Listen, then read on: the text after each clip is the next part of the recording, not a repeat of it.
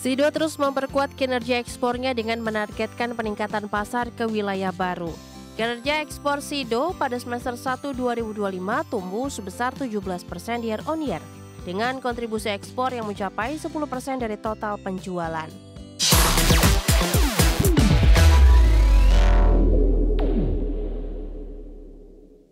PT Industri Jamu dan Farmasi Sido Muncul Tbk terus memperkuat kinerja ekspor dengan menargetkan peningkatan pasar ke wilayah baru seperti Indo, China, dan Afrika.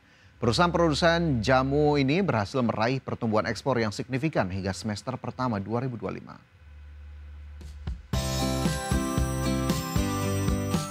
Sido terus memperkuat kinerja ekspornya dengan menargetkan peningkatan pasar ke wilayah baru.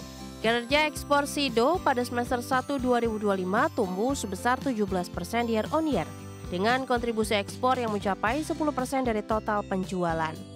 Angka ini meningkat pesat dari posisi tahun sebelumnya yang baru mencapai 7%. Keberhasilan ini menjadi indikator bahwa strategi ekspansi luar negeri perusahaan mulai membuahkan hasil positif.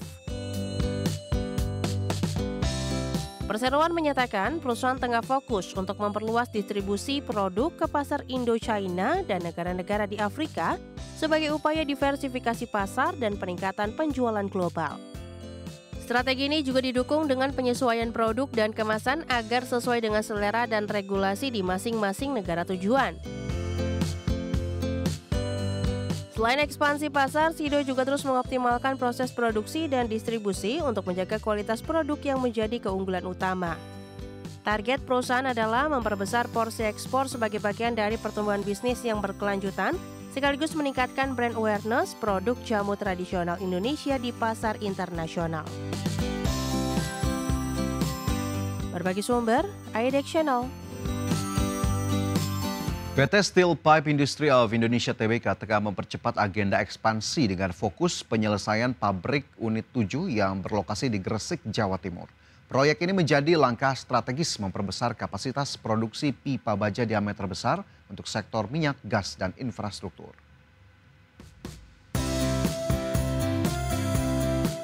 PT Steel Pipe Industry of Indonesia Tbk percepat agenda ekspansi dengan fokus penyelesaian pabrik.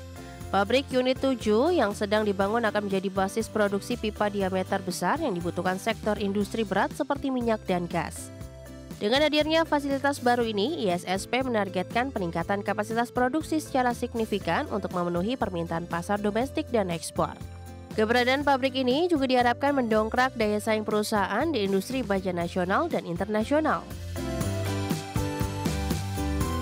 ISSP menargetkan pabrik unit 7 mulai beroperasi pada kuartal 2 2026. Penyelesaian fasilitas ini menjadi prioritas utama perusahaan dalam upaya ekspansi kapasitas dan diversifikasi produk.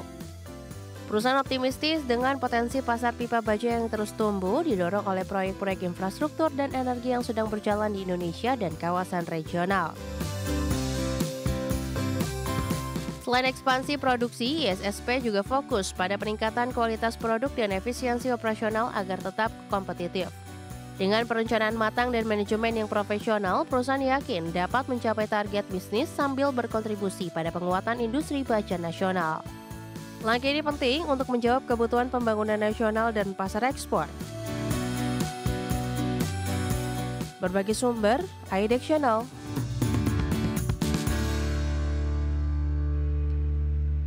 Ya, dari informasi emiten kita ke indeks harga saham gabungan, pemirsa, di mana terpantau IHSG berbalik ke zona pelemahan setelah dibuka di zona hijau pada perdagangan Selasa 16 September 2025.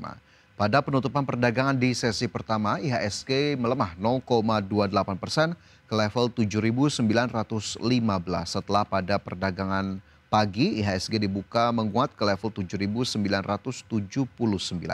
Indeks harga saham gabungan berbalik arah setelah penguatan pada perdagangan Senin di mana tercatat IHSG naik 1,06%. Pada perdagangan di paruh pertama Selasa, IHSG mencatatkan nilai transaksi mencapai 9,33 triliun rupiah. 331 saham menguat, 344 saham lemah, dan 281 saham lainnya bergerak stagnan. Saham-saham big caps cukup mendominasi dari pelemahan indeks harga saham gabungan di mana terpantau berdasarkan data IDX Mobile, saham-saham perbankan terutama Himbara ini berbalik arah setelah mencatatkan penguatan pada perdagangan sebelumnya. Ya, dari posisi indeks harga saham gabungan kita coba cermati saham-saham apa sajakah yang masuk dalam jajaran top gainers, top losers, dan bagaimana juga dengan pergerakan sektoral. Dari posisi top gainers pada perdagangan di sesi pertama ada saham BRMS naik 3,6% ke level 575, saham Real naik 13,48% ke Rp101, saham Indi naik 2,83% ke level 2.180 dan saham HMSP melesat 19,82% ke Rp665. Sementara dari sisi top loser, saham-saham perbankan dan juga big caps mendominasi.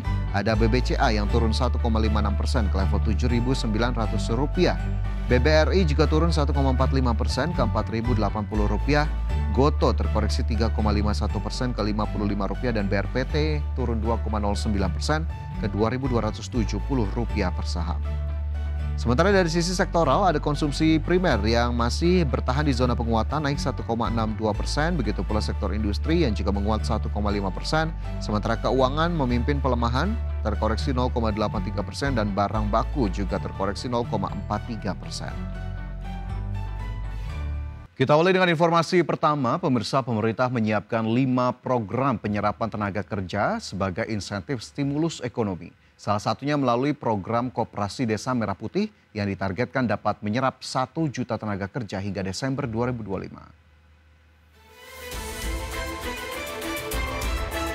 Pemerintah menyiapkan 5 program penyerapan tenaga kerja sebagai insentif stimulus ekonomi.